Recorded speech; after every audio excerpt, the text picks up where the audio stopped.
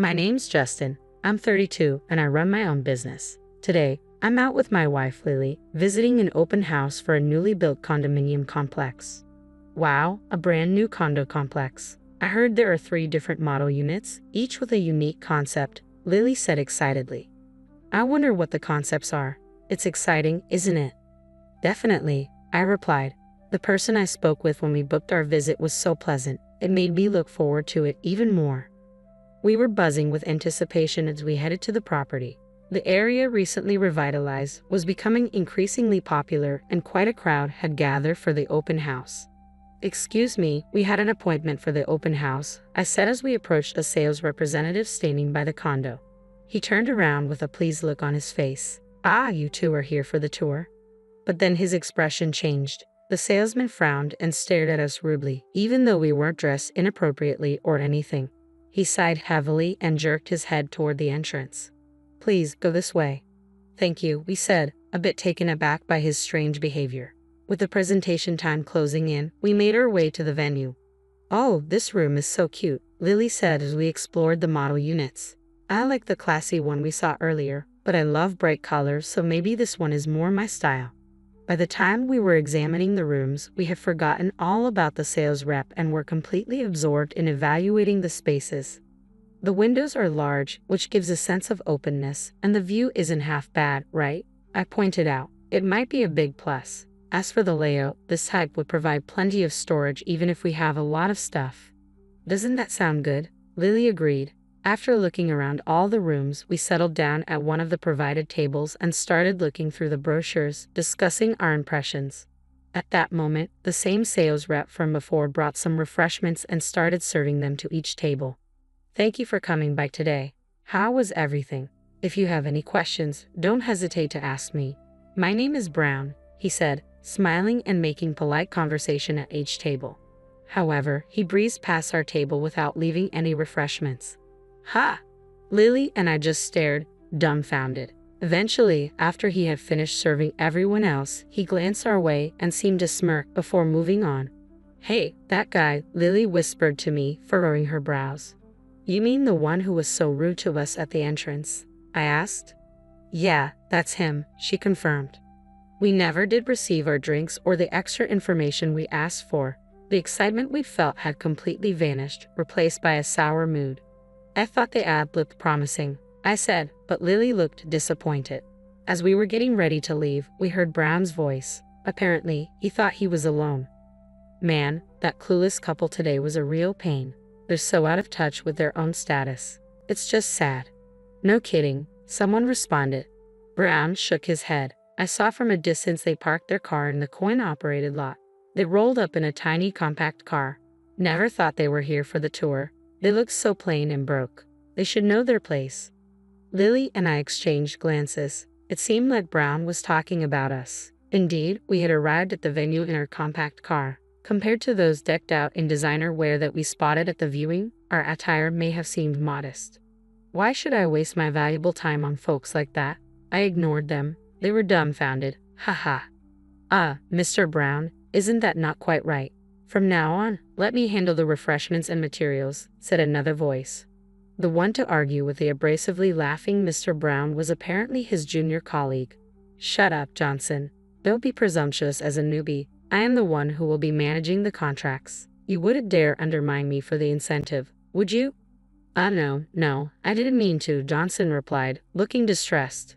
From the following exchanges, it became apparent that Johnson was the one taking care of all the preparations while Mr. Brown was cherry-picking the good parts of customer service. It kind of ruined my mood. On the way home, Lily let out a sigh. Since we remember these things, let's pass on this apartment today. It's a shame because the show suite was so nice, but it just doesn't feel right. I agree. If we proceed with this, we will likely have to face Mr. Brown again, and given what happened today, I could see where this was going. We decided to look into other properties. After discussing it for 2 weeks, Lily called me over. Justin, what do you think about this property? She asked, pointing at the PC screen. It's a bit over budget, but I'd like to go and see it. Only a few units left, huh? You're weak for these marketing phrases, Lily. You always end up buying things that say limited edition, even sweets. As I teased her, she laughed and said, Don't compare it to suites. We quickly clicked on the button to book a viewing. However, the day of the viewing brought back the nightmare. It happened when we arrived at the venue and tried to get the documents. You gotta be kidding. Give me a break, a familiar voice rang out with a slight tongue click. When we turned towards the sound, there was Mr. Brown, who had bad-mouthed us at the previous open house. We didn't expect to see him again so soon. Upon closer inspection, the person we had asked for the documents was none other than Johnson, his junior colleague. I involuntarily pulled my hand back from taking the documents. Johnson, who seemed not to remember us, looked puzzled. Then Mr. Brown interjected. "Excuse me, what is your profession?" His rude question irked me, but I decided to see how he'd react first. "I'm self-employed." "Ha," Mr. Brown scoffed, not even bothering to hide his mocking expression. "This place is out of your league. It's a waste to even show the last unit on the top floor to people like you." "Got it." Mr. Brown, with an air that suggested we should leave quickly, started to turn us away with his dismissive behavior. I was the one to speak up this time. "What does that mean?" Mr. Brown smirked. "Don't get it. It means no poor folks. Understand?" "Sir, please stop it." I'm very sorry. Here are the documents," Johnson said, trying to intervene. "Johnson, stop messing around and don't increase our workload," Mr. Brown snapped, taking the documents from him. "Are you saying we should choose our customers?" "I'm not convinced," Lily confronted Mr. Brown, but he didn't seem to care. Yep. This is a luxury apartment building where high society resides. We decline entrance to the poor," he said, clearly implying we should leave. I couldn't keep quiet any longer. "I highly doubt you have the responsibility to screen potential buyers. Could you please call your superior?" I demanded. Mr. Brown just shrugged. "I can't do anything about what you're saying. Like I told you, this property is designed for the affluent upper class. It's not something people like you can afford." His statement was shocking. "Mr. Brown, that's rude to the customers. Please stop." I'm very sorry." Johnson tried to mediate, but I cut him off. "So we, as a couple, are denied the viewing, right?" Mr. Brown smiled triumphantly. "Exactly," he said in an arrogant tone, gesturing us toward the exit. "I wouldn't even do it as a favor." Lily, who had been silent next to me, finally lost her temper. We left the venue indignantly. "Wait, please," Johnson called after us, running to catch up. "I'm truly sorry. Even though my apologies might not fix anything, I'm really sorry for the terrible rudeness. I don't know how to make it up to you." "Johnson, you should go back. I'm sorry if I upset you more by chasing after you," I said, shaking my head as Johnson apologized, sweat dripping down his face. "I can see you're a sincere person. Thanks for your concern, but we'll be heading home now. You should go back. Mr. Brown will be mad. Don't worry about us anymore." But, Johnson looked back at the way we had come and then bowed deeply to us again.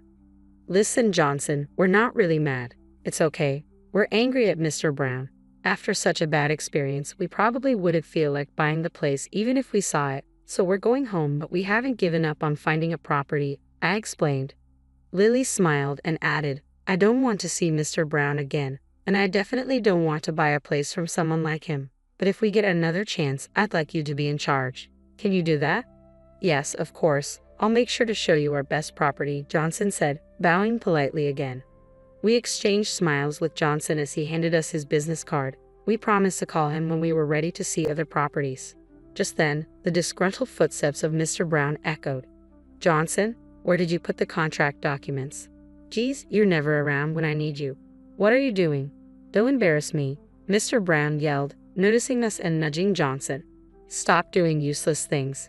Don't waste your time with these poor folks. There is no gain, not even a cent, or should I say a penny. Now hurry up and get those documents. Got it?" With that, Mr. Brown grabbed Johnson by the scruff of his neck and started to drag him away. "Hey, quit the rough stuff," I shouted with conviction. Brown let out a snort of laughter. "Are you still here, poor man? Is that you? You don't like being told you're poor, so you're pretending to be free? Go home early and work hard." He waved his hand dismissively and continued to drag Johnson away. "Hey, Justin, I'm about to reach my boiling point," Lily said, clenching her fist. "Me too," I replied, feeling just as angry. I wholeheartedly agreed. About an hour later, during the drive home in my favorite compact car, A call came in on my smartphone. I asked Lily to answer it. From the phone, now on speaker, came a pleading voice. Sorry, can you come back right away? The voice had changed, almost like a different person, but it seemed to be Mr. Brown. What can we help you with? Lily asked. A hurried reply followed. There's something I want to tell you. We don't want to go back to you. What do you want to say? You can tell us over the phone. You sound so haughty. No, nothing. Can you please calm down? Lily coldly brushed him off. There was a hint of anger in Brown's voice again, but for some reason, it quickly returned to a flattering tone. However, Lily showed no mercy. Well, remember how you said we wouldn't gain even a penny by dealing with you? This call is a waste, so goodbye. But wait. Ignoring Brown's attempt to stop her, Lily hung up the call. When the phone rang again, she turned it off, deciding it was too much of a hassle. By the way, how much is a penny worth right now? Lily asked seriously. I couldn't help but laugh. I think it's about 0.3 cents in Colombian pesos. 0.3 cents, huh? You know a place with a lower rate? If it's Indonesian rupiah, I think it's about 0.09 cents. Then Lily started imitating Brown. Not even a penny to gain by dealing with the likes of us. Or rather, not even a rupiah. Hey, do I sound like him? Who's smarter? Both are kind of so-so, Justin, I replied, laughing. And so we chatted away, enjoying a quick lunch before returning home. Then we spotted a figure in front of a certain garage. Hey, Justin, sorry for the trouble of coming back with your car, Robert called out.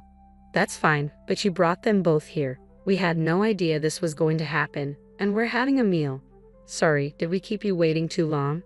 No, not at all. I'm the one who should be apologizing here. Hey, don't just stand there like a lump. What? The one being threatened and shaking with fear was Brown, who had called us poor. Next to him, Johnson looked bewildered, feeling sorry for him. I decided to reassure Johnson by revealing the truth. Johnson, relax, it's okay. Robert, the vice president of this company, and I are college buddies. Both Johnson and Brown's eyes widened in surprise. Actually, Justin and I were attending the open house at Robert's request. But we really were looking for a property, Lily confessed. Who could have thought things would turn out like this? Johnson looked flustered, while Brown stared at us in disbelief, as if to ask what we meant. We asked Justin to dress casually for the viewing, and we arranged for him to use a small car we prepared. Otherwise, well, look over there, Lily pointed.